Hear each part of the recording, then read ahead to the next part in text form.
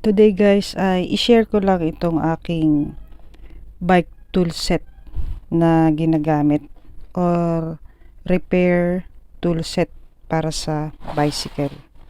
So yung nakalagay dito ay cyclist na tool set.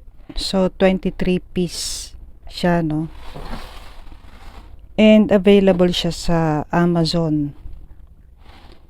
Meron na din siyang upgraded na version, mas mahal nga lang.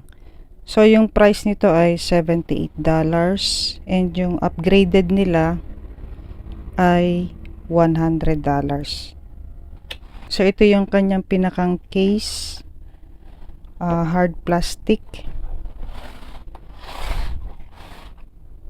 and then yung kanyang latch ay metal. So buksan ko na and isa-isahin ko yung mga tools na nakalagay dito.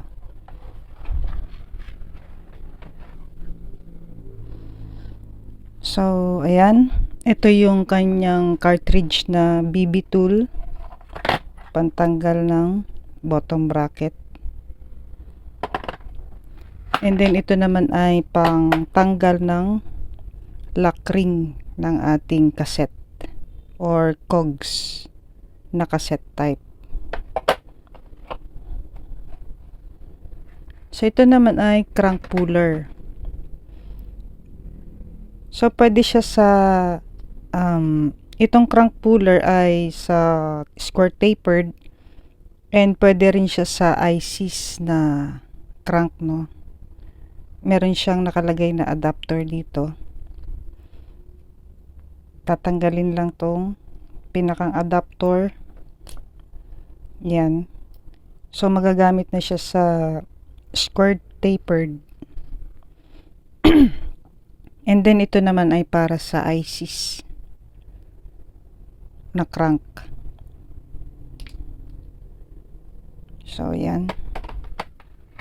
And then hindi mawawala itong tire lever. 2 pieces siya, no?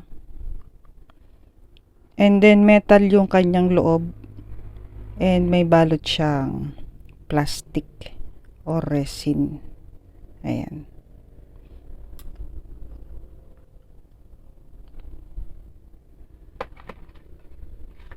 And then hub spanner meron din. Oops, wait lang.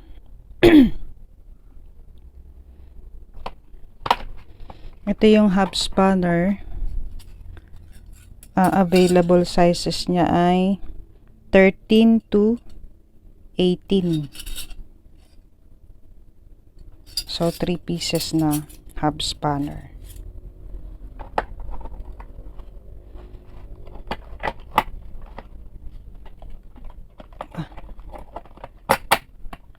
And then itong spoke wrench. Ayan.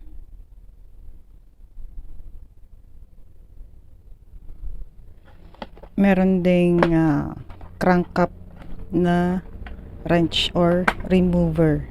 Ito.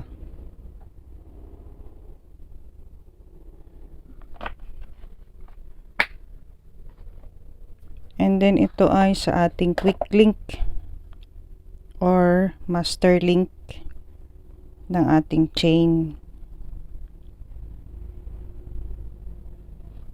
Master link pliers ang tawag dito. So dito sa ilalim ay may nakalagay dito screwdriver, no? Flathead, itong maliit na flathead, and then itong Phillips screwdriver, at pwede mo rin siyang gawing flathead na screwdriver. Ayan.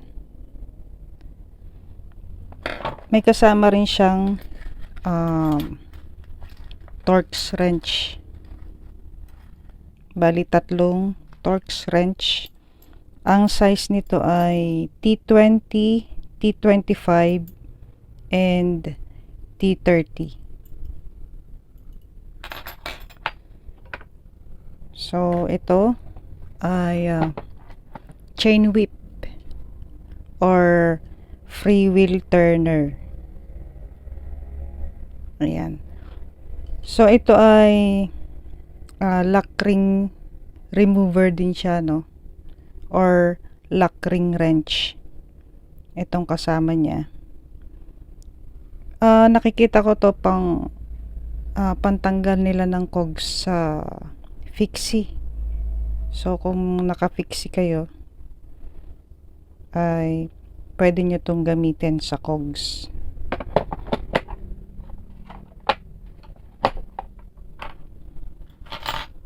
Okay, balik ko muna to.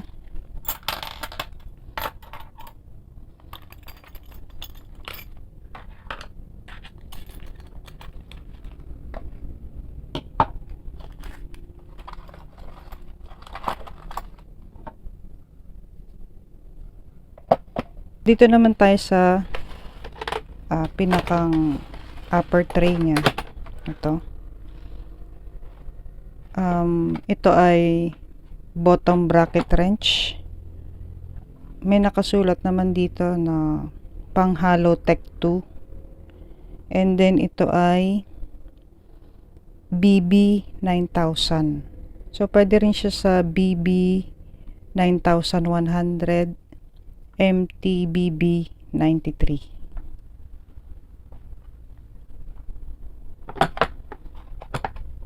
So ito naman yung pedal wrench. May nakasulat siya na 15 mm. And then socket wrench na 15 mm, 14 mm na socket wrench din. Ito naman ay 10 mm na wrench. And then merong hex key wrench na set na siya para sa mga accessories ng ating bicycle. Ito naman guys ay yung L-shape na hex key. Ang size niya ay 8 mm. Meron din siyang adapter na kasama. Ang size nito ay 1/2 inch.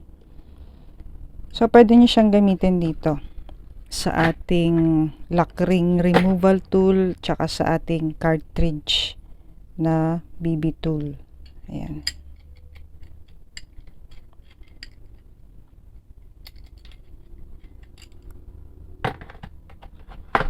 Tsaka dito sa lock ring.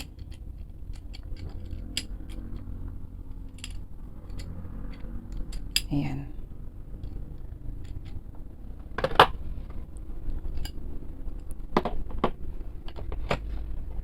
Meron ding chain ring nut wrench. Kung magpapalit kayo ng chain ring, ang size niya ay 10 mm tsaka 9 mm.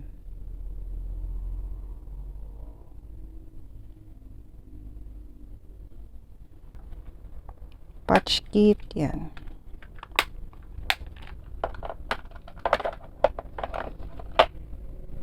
And last, yung ating chain rivet na extractor.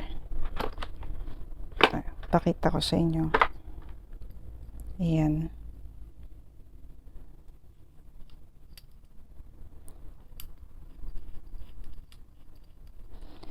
Ito kung gagamitin nyo yung, ay kung magtatanggal kayo ng chain rivet.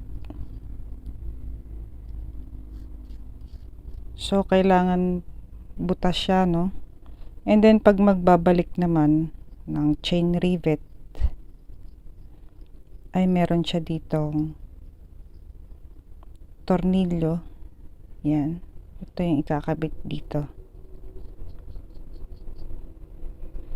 Pag magi-install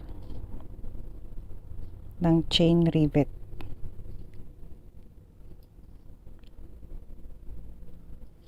Yan.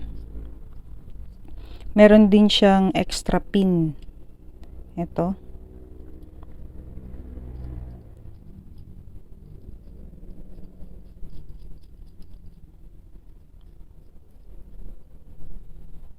Nakakabit lang siya dito.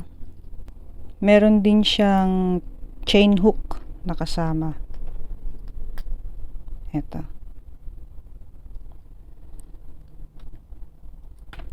Okay guys, yan yung laman ng cyclists na bike tool set. So 23 piece na tool set. And for me ay almost complete na to para sa akin. Sa pagre-repair ng bike or pag-upgrade, halos nandito na lahat yung aking kailangan, ano. And yun, comment lang kayo kung meron kayong tanong. So, ayan. Shinare ko lang guys, no? Para makita nyo naman yung loob niya. Oops, nalaglag.